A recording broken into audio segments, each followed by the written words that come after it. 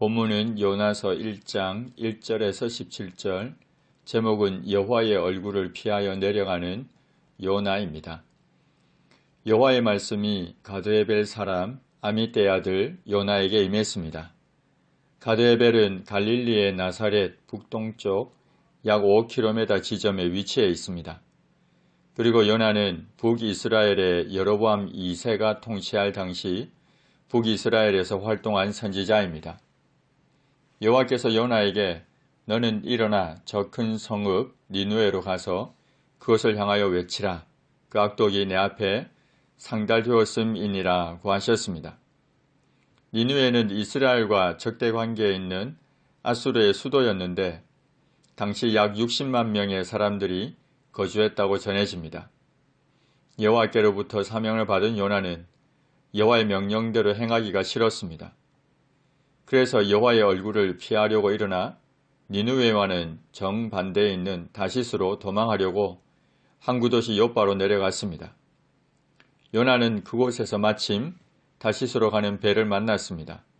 그래서 여호와의 얼굴을 피하여 다시스로 가려고 배삭을 주고 배에 올랐습니다. 요나는 여호와의 얼굴을 피하려고 그리고 여호와의 얼굴을 피하여 다시스로 가려 했습니다. 그러나 어디에 간들 여호와의 얼굴을 피할 수가 있겠습니까?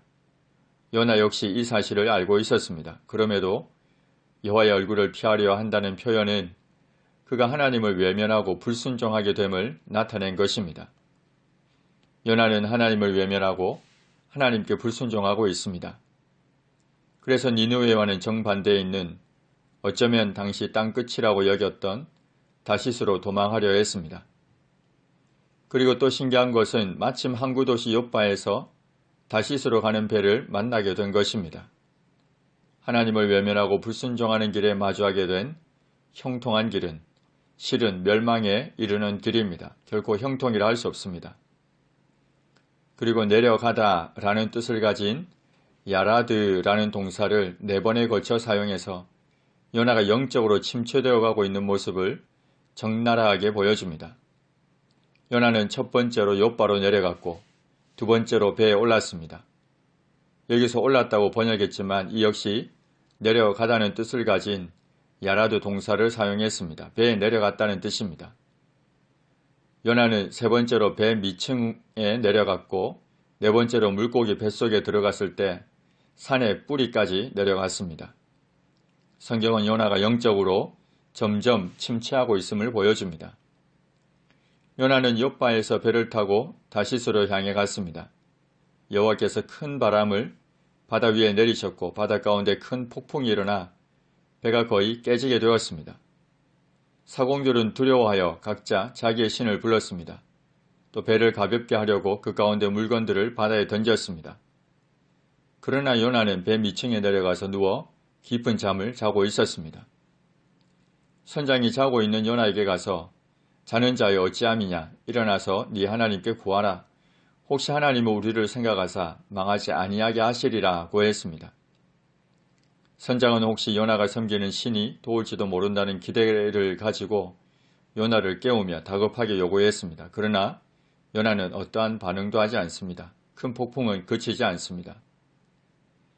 그들이 서로 이야기했습니다.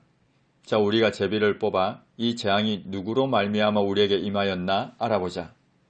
그들이 곧 제비를 뽑았는데 제비가 요나에게 떨어졌습니다. 무리가 요나에게 청하건대 이 재앙이 누구 때문에 우리에게 임하였는가 말하라. 네 생업이 무엇이며 네가 어디서 왔으며 네 나라가 어디며 어느 민족에 속하였느냐. 그러자 요나가 나는 히브리 사람이요 바다와 육지를 지으신 하늘의 하나님 여호와를 경외하는 자로라고 했습니다. 히브리는 건너온 족속이라는 의미입니다. 처음에는 아브라함에게 붙여진 칭호였습니다.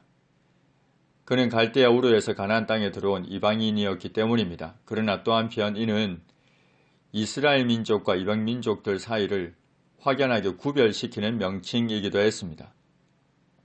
그리고 바다와 육지를 지으신 하늘의 하나님이라는 표현은 유일하신 하나님이심을 증거하는 것이라 볼 수 있습니다. 요나가 여호와의 얼굴을 피함인 줄을 그들에게 말하자 무리가 알고 심히 두려워해서 네가 어찌하여 그렇게 행하였느냐 고했습니다. 바다는 점점 더 흉룡했습니다.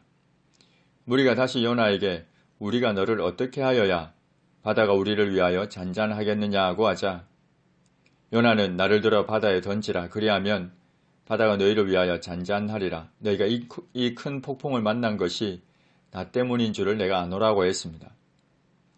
이는 결코 바른 해결책이 아닙니다. 요나는 그 자리에서 하나님께 철저한 회개 기도를 드리고 자신이 감당해야 할 사명을 성실히 수행하겠다고 서원해야 했습니다. 그리고 이에 근거에 재앙을 멈춰달라고 간구해야 했습니다. 그러나 요나는 자살 행위를 선택하고 말았습니다. 그런데도 사람들은 요나를 바다에 던지지 않고 힘써 노를 저어 배를 육지로 돌리고자 했습니다. 그러나 바다가 그들을 향하여 점점 더 흉룡함으로 능히 하지 못했습니다. 무리가 여호와께 부르짖어 여호와여 구하고 구하오니 이 사람의 생명 때문에 우리를 멸망시키지 마옵소서. 무죄한 피를 우리에게 돌리지 마옵소서. 주 여호와께서는 주의 뜻대로 행하심이니이다 고했습니다. 무리는 요나를 바다에 던지기로 결정하고 이것으로 인해 우리를 건져달라고 사람을 던진 이 죄를 우리에게 돌리지 말아달라고 구했습니다. 그리고 요나를 들어 바다에 던졌습니다. 그러자 바다가 뛰노는 것이 곧 그쳤습니다. 그 사람들이 여호와를 크게 두려워하여 여호와께 제물을 드리고 서원을 했습니다. 여호와께서는 이미 큰 물고기를 예비해 두셨습니다. 이 큰 물고기는 고래라기보다는 상어라 볼 수 있습니다. 지중해에는 고래가 거의 없고 거대한 상어들이 있기 때문이기도 하고 고래는 목이 좁아 사람을 통째로 삼키기 어렵고 상어는 사람을 한 번에 삼킬 수도 있기 때문입니다. 그런데 놀라운 것은 상어가 요나를 씹지 않고 통째로 삼켰다는 겁니다. 그리고 더 놀라운 것은 요나가 밤낮 3일을 물고기 뱃속에 있었지만 죽지 않고 살아 있을 수 있었다는 겁니다. 하나님은 요나가 돌이켜 하나님의 말씀에 순종하도록 큰 물고기를 예비하셨고 그 큰 물고기가 요나를 씹지 않고 통째로 삼키도록 하셨고 요나가 뱃속에서 죽지 않고 살아있도록 하셨습니다.